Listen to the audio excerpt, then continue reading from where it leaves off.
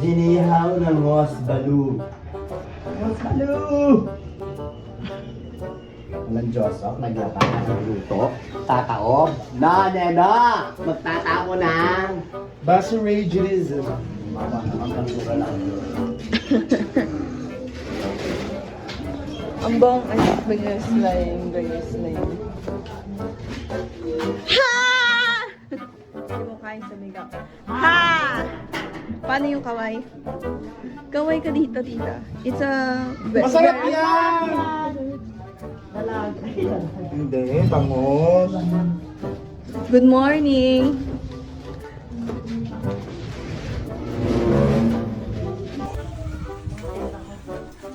Sige!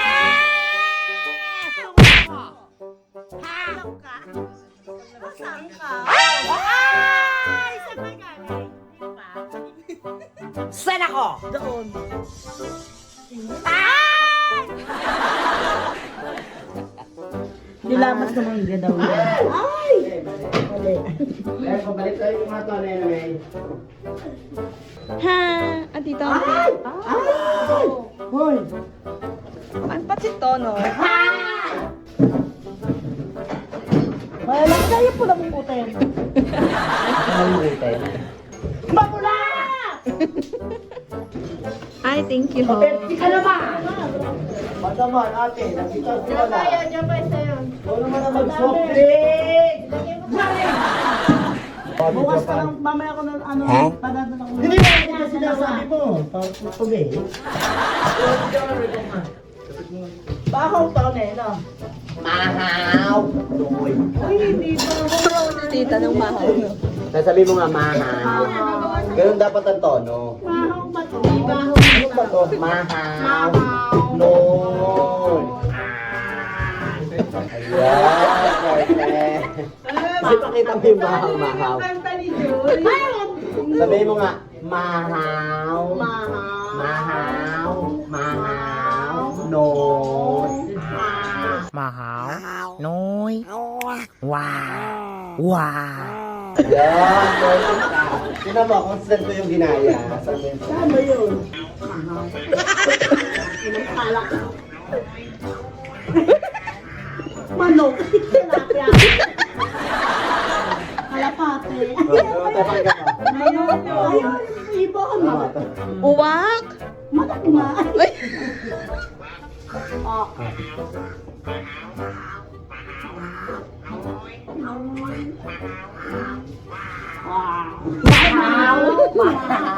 Wow.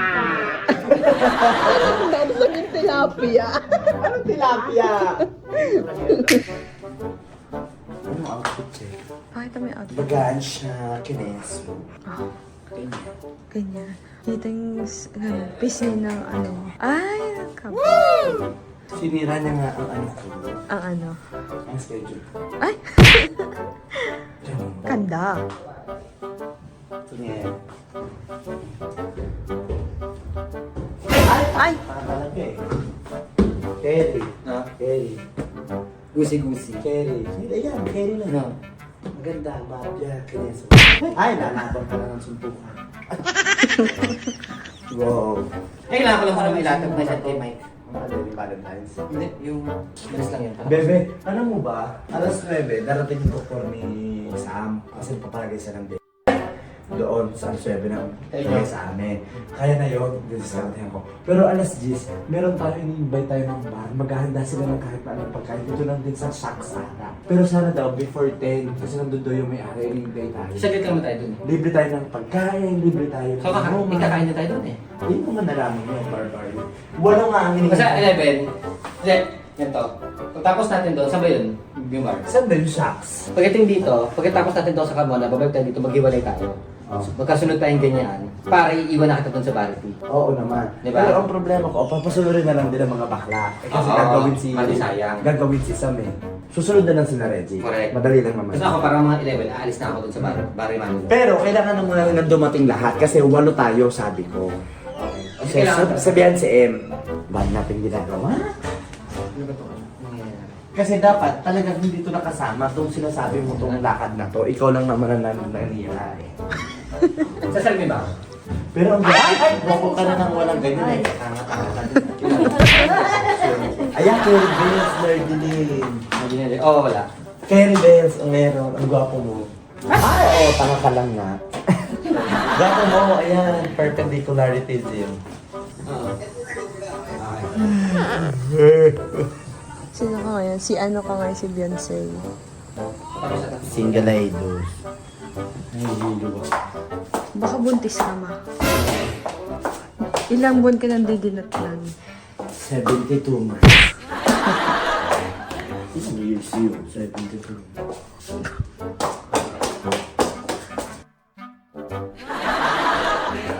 Hey, Siri. Hi Siri, I love you.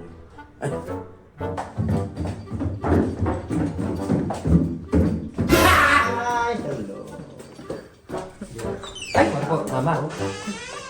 Ay, ayan ba dadalhin natin? Oh, Angelica.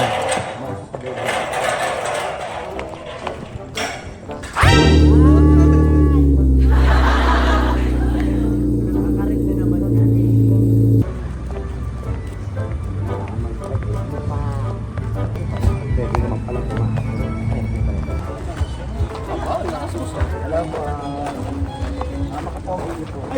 Alright, let's dance.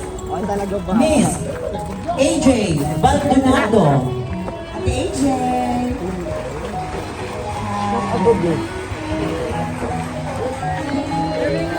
Mama, ba't ito pinuntahan natin?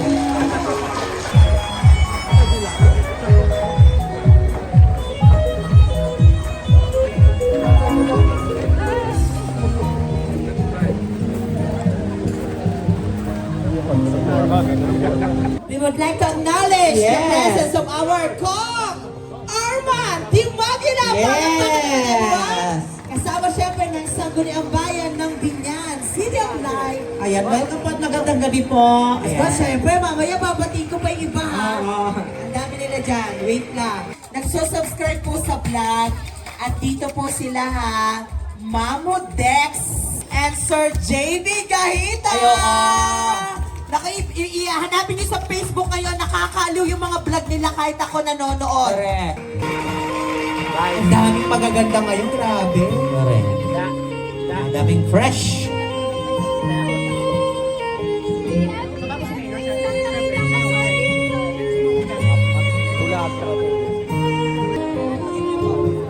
Next is Miss Aliana Katindi. Ay! Nangyari na ang dapat nangyari. Oh my God! Beso-beso lang hiningi ko, pero grabe. Okay, tawagin. Ang dedikasyon at aksyon. Ang susunod pong Busy Mayor ng Binyan, Tata Reyes! Oh my God. And I ask in favor also na pag tinawag ko yung pangalan na to, deserve po niyang tumayo tayo at palampakan po natin siya. Okay, now for no further ado, ladies and gentlemen, it is my honor and privilege ipakilala ang dahilan kung bakit mas nakilala ang Binyan City. Ladies and gentlemen, our Congressman, Arman! Sorry, kasi nga live tayo. Arman Timagila!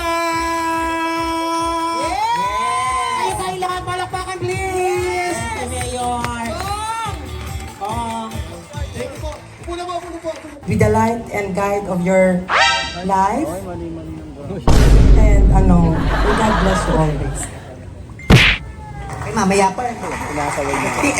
Mami, kailangan mong pilitin kasi ito lang yung moment na masasabi kung gusto mo sabihin kay Bibi sa harap ng mga tao.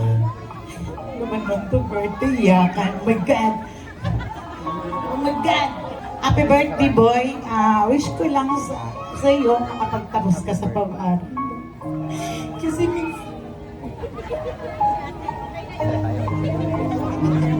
minsan kasi sabi niya, Mami, nahirapan ako. Ay,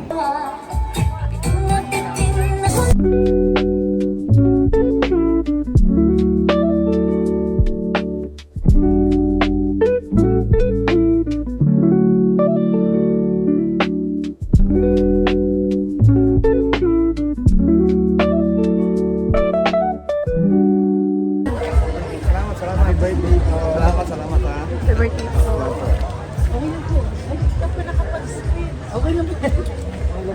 Thank you po. birthday mo kay B-Boy. Dahil mong bisita. Sige po. Sige po, tita. Thank you po. Thank you po, tita.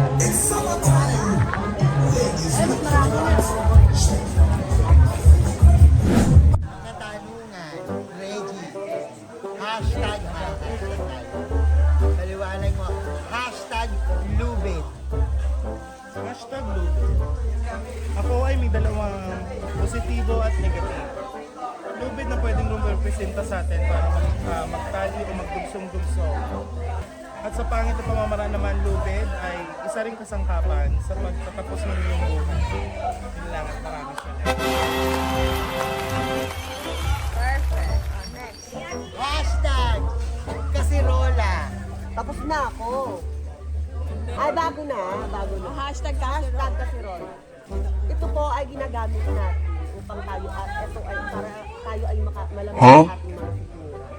Para tayo po ay maging malakas sa ating bawat laban sa araw. Dapat Magbibigay ka ng isang hashtag. Lahat kami sasagot. Pipiliin mo lang yung sunod-sunod. Pero bawal maulit yung sunod. Ito ang salamin na kung saan makikita mo ang sarili sa pamamagitan paggamit ng salamin. Galing! Masusunod. Sino ako? Hashtag salamin. Hashtag salamin. Salamin ito ay ginagamit natin sa pang-araw-araw upang makita natin kung ano ang ating itsura sa pang-araw-araw dahil itong salamin ay nakakatulong upang malaman natin kung tama na ba ang ating itsura para sa ating paglabas ng ating bahay, hindi man tayo mahusgahan ng ibang tao dahil napaghandaan natin ang ating itsura bago. Hashtag salamin. Para sa akin ang salamin ay isang pagpapaalala. Pagpapaalala ng mga bagay na dapat mong itama at bagay na dapat mong alisin. Mga bagay na sumusobra na pwede mong bawasan at mga bagay na kulang pa na pwede mong dagdagan. Ang salamin ay pagpapaalala sa atin na kung saan tayo pwedeng magkaroon ng limitasyon sa bawat pagkakataon. Maging pagkatao mo man, paraan ng paggalaw at paraan ng pakikitungo mo sa ibang tao. Dahil ang salamin para sa akin ay pagpapaalala at paglalarawan kung sino ka. Marami po. Wala pa. Akala ko title. Lugi, dapat huli ka. Ako naman ako eh. Hashtag salamin. Para sa akin, ang salamin ay isang representasyon ng bagay na nagpapakita kung sino at ano ka. Ang salamin ang nagsasabi sa iyo kung ano ang totoong ikaw at kung ano ang pagkakakita mo, kung ano ang tingin mo sa iyong sarili. Pag humarap ka sa salamin, masasabi mo kung ano ang tama at ano ang kulang sa iyo. Kaya sa ganung paraan, Parang yun yung sinabi. Salamin. Salamin. Ito ay nagre-replika at nakikita mo sa iyong harapan kung sino ka. Marapat dapat lamang na ikaw ay tumindig bilang sa iyong sarili kung ano ang dapat mong gawin sa bawat araw-araw na pagsubok. Napatunayan mo ang tapang, desidido, kalidad ng iyong sarili sa bawat hamon ng ating buhay. Yun lamang po at maraming salamat.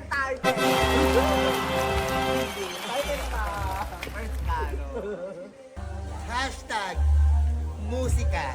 Isang ginawang paraan ng Diyos kung paano natin pakikinggan ang bawat isa.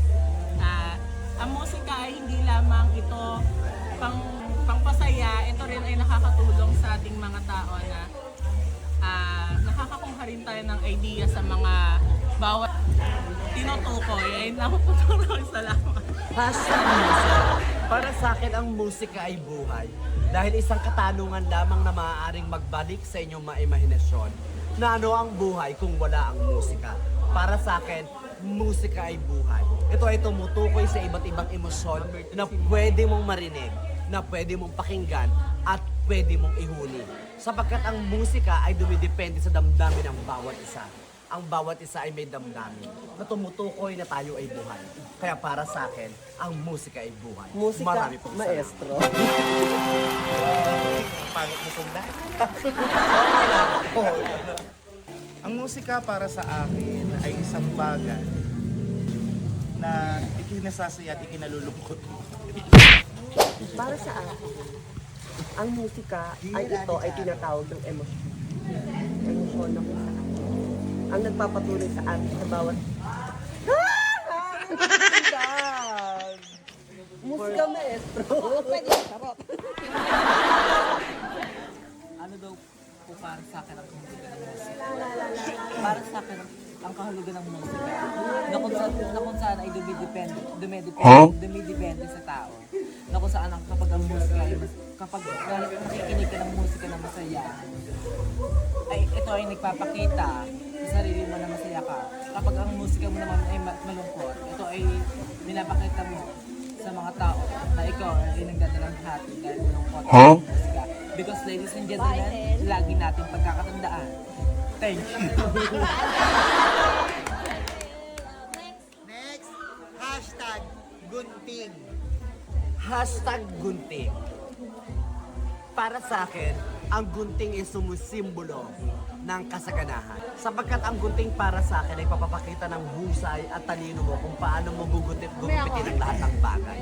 Hindi lamang sa paggupit, bagkus ito ay nagre-representa kung paano natin gagamitin sa pang-araw-araw nating hanap buhay. Ang mga magsasaka, maaaring gumamit ng gunting. Ang lahat ng mga mananahi ay maaaring gumamit ng gunting. At ang lahat ng uri ng trabaho pwedeng gamitan ng gunting. Sapagkat naniniwala ako, ito ay kasaganahan kung saan nagpapakita ng sipag ng bawat isa. Hindi mo kailanman gagamitin ng gunting kung wala kang talino at walang sipag sa iyong pangangatawan.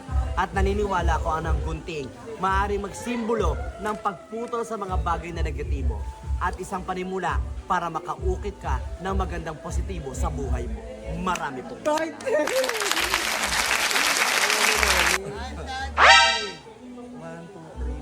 I'd rather be the sixth runner-up. Thank you.